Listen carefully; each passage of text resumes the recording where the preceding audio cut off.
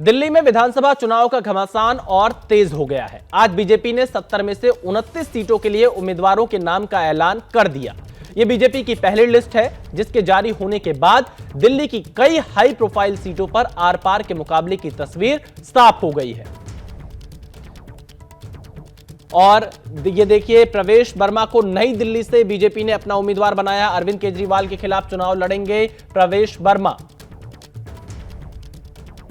तो अब आपको एक एक करके उन नाम को दिखाते हैं जो इस बार बीजेपी ने अपने उम्मीदवार उतारे हैं। आदर्श नगर से राजकुमार भाटिया को टिकट दिया है, रिठाला से कुलवंत राणा को टिकट दिया है, नई दिल्ली से प्रवेश वर्मा को टिकट मिला है, राजकुमार चौहान को मंगेलपुरी से टिकट, मनजिंदर सिंह सिरसा को राजौरी गार्डन से और दुष्यंत गौतम को करोल बाग से, राजकुमार भाटिया को आदर्श नगर, कुलवंत राणा रिठाला से, मनोज शौकीन नांगलोई से, आशीष सूद को जनकपुरी, राजकुमार आनंद को पटेल नगर, अशोक गोयल को मॉडल टाउन और अनिल शर्मा को आरके पुरम, गजेंद्र यादव को महरौली से, करतार सिंह तंवर को छतरपुर से, अनिल गोयल कृष्णानगर से, रविंद्र सिंह नेगी पटपड़गंज से, ओम प्रकाश शर्मा को विश्वास नगर से टिकट दिया है, जितेंद्र महाजन को रोहतास नगर और अजय महावर को गोंडा से टिकट दिया है। लेकिन जो सबसे बड़े चेहरे रहे उसमें प्रवेश वर्मा का नाम आता है, जो कि नई दिल्ली से अरविंद केजरीवाल के खिलाफ चुनाव लड़ेंगे।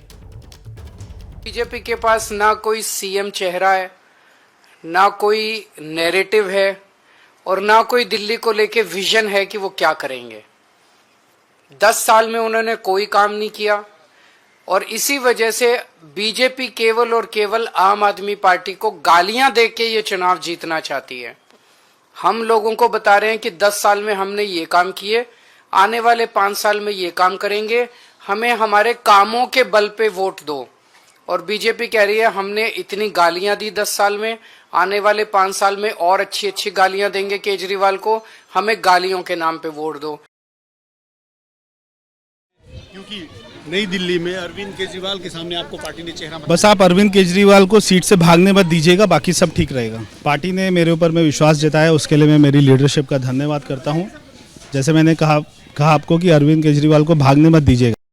हर चुनाव महत्वपूर्ण होता है और ये तो है भी, क्योंकि केजरीवाल साहब मुख्यमंत्री रहे हैं। लेकिन मुझे केजरीवाल साहब इसलिए एक आसान प्रतिद्वंदी लगते हैं क्योंकि वो काम नहीं कर पाए। तभी आप देखिए ना, ये जो एक फ्री में बांटने का है, देखिए आपने 2100 कहा हर महिला को देंगे, कांग्रेस भी ये काम कर चुकी है आंध्र प्रदेश में। तो ऐसा नहीं है कि हम एक अपनी तरफ से स्कीम नहीं लाएंगे, 2-3 दिन में अनाउंस हो जाएगी। लेकिन क्या हम इस पर लड़ाई लड़ेंगे कि कौन 2100 दे रहा है, कौन 2200 दे रहा है? वो तो सब देंगे। बात यह है कि और आप काम क्यों कर रहे हो। नई दिल्ली के बाद अब बात करते हैं कालकाजी विधानसभा सीट की। इस सीट पर भी तस्वीर पूरी तरह से साफ हो गई है। यहां से सीएम आतिशी खुद आम आदमी पार्टी के उम्मीदवार हैं, तो कांग्रेस ने अलका लांबा और अब बीजेपी ने रमेश बिधूड़ी को उम्मीदवार बनाकर मुकाबले को बेहद दिलचस्प बना दिया है। तो ये 3 बड़े चेहरे आपको कालकाजी विधानसभा सीट से चुनाव लड़ते नजर आएंगे। आतिशी जो कि इस वक्त दिल्ली के मुख्यमंत्री हैं, रमेश बिधूड़ी जो कि दक्षिणी दिल्ली से बीजेपी के पूर्व सांसद रहे हैं, और अलका लांबा, हालांकि उनका लड़ने का मन नहीं था, लेकिन राहुल और मल्लिकार्जुन खड़गे के मनाने के बाद अलका लांबा चुनावी मैदान में उतरी। और तीनों ही प्रत्याशियों का क्या कहना, आइए आपको सुनाते हैं। रमेश बिधूड़ी जी दक्षिणी दिल्ली से 10 साल सांसद रहे। उनकी अपनी पार्टी ने उन्हें इस लायक नहीं समझा कि उनके 10 साल के काम के आधार पर उनको फिर से सांसद का टिकट दे दें। अगर उनकी अपनी पार्टी ही उनके काम पे भरोसा नहीं करती है, तो कालकाजी के लोग उनके काम पर कैसे भरोसा करेंगे। पिछले 10 साल को नार के जीवन केजरीवाल के चक्कर में पूरी दिल्ली भोग रही है इस आपदा के कारण, और ये आपदा झेली है 5 साल आतिशी मारलेना के रूप में भी कालकाजी वासियों ने। सड़कें टूटी पड़ी हैं, गंदे पानी की निकासी की व्यवस्था नहीं है। तो कालकाजी के लोग समझदार हैं, पढ़े लिखे हैं, वो किसी के पोपट को चुनेंगे तो पोपट के लिए किसकी चमचागिरी जाकर करेंगे। तो वो पोपट सीएम है आतिशी, और केजरीवाल ने तो बोल ही दिया है कि अगला मैं चेहरा हूं, मैं मुख्यमंत्री रहूंगा। तो आतिशी जब मुख्यमंत्री रहते कुछ नहीं करा पाई, तो अगली बार तो मंत्री भी नहीं रहेंगी। मुख्यमंत्री बनने के बाद मंत्री कैसे बनेगी बेचारी, तो इसीलिए वो अब विदा हो गई है। भाजपा और आम आदमी पार्टी क्या हुआ 10 साल, एंटी इनकम्बेंसी भाजपा के भी खिलाफ है और आम आदमी पार्टी के भी सख्त खिलाफ है। 18 साल का युवा इन 10 सालों में 28 का हो चुका है। रोजगार मांग रहा था, रोजगार नहीं शराब आपने हाथ दी। शासन और प्रशासन को मिलकर काम करना चाहिए था। दोनों आपस में 10 साल तक लड़ते रहे। भाजपा और आम आदमी को मिलकर एक टेबल पे काम करना था, दोनों लड़ते रहे। इसलिए एंटी इनकम्बेंसी, लोगों का गुस्सा, नाराजगी इन दोनों के खिलाफ बराबर की है, जिसका खामियाजा नुकसान इन्हें जो है इस चुनाव में उठाना पड़ेगा। विकल्प मैं फिर कह रही हूं, विकल्प कांग्रेस थी, कांग्रेस है और अब कांग्रेस एक विकल्प के तौर पर दोबारा उभर रही है। सभी के अपने अपने दावे हैं, आखिरकार जनता की ही मुहर लगेगी, कौन जीतेगा। फिलहाल बात करते हैं अगली विधानसभा सीट की, मालवीय नगर। इस सीट की बात करें तो यहां से आम आदमी पार्टी के सोमनाथ भारती, कांग्रेस के जितेंद्र कोचर मैदान में हैं, जिनके खिलाफ अब बीजेपी ने अपने पूर्व प्रदेश अध्यक्ष सतीश उपाध्याय को उम्मीदवार बनाया है। तो बीजेपी से सतीश उपाध्याय मालवीय नगर सीट से चुनाव लड़ेंगे। आम आदमी पार्टी से सोमनाथ भारती को टिकट मिला है और कांग्रेस के जितेंद्र कोचर चुनावी मैदान में हैं। यह भी काफी हाई प्रोफाइल विधानसभा सीट है। सोमनाथ भारती आम आदमी पार्टी के उम्मीदवार हैं। अब बात करते हैं जंगपुरा सीट की। जंगपुरा सीट के मुकाबले की तस्वीर भी आज बीजेपी की लिस्ट आने के बाद साफ हो गई है।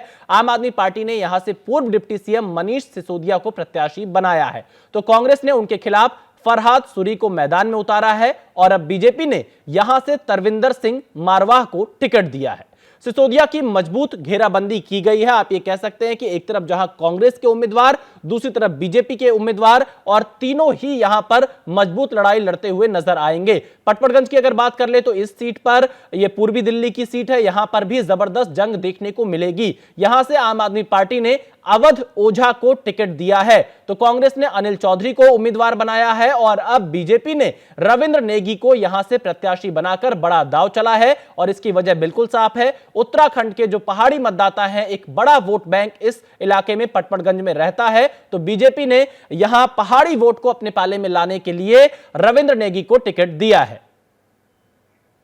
आज हमने 29 कमल के फूल दिल्ली की जनता को अर्पित किए हैं और निस्संदेह ये सब लोग दिल्ली में डबल इंजन की सरकार बनाने के लिए काम करेंगे।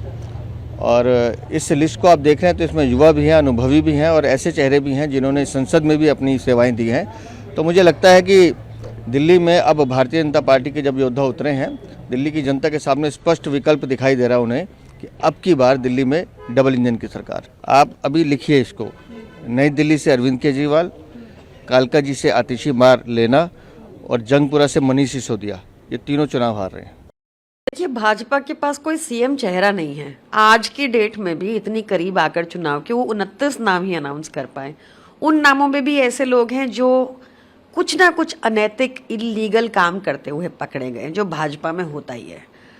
इसमें कुछ नया नहीं है। नया ये है कि जो इनके प्रदेश अध्यक्ष हैं उन्होंने भी चुनाव लड़ने से मना कर दिया, क्योंकि उनको ज़मीनी हकीकत पता है। उनको पता है कि दिल्ली की जनता ने मन बना लिया है कि लाएंगे तो वो केजरीवाल।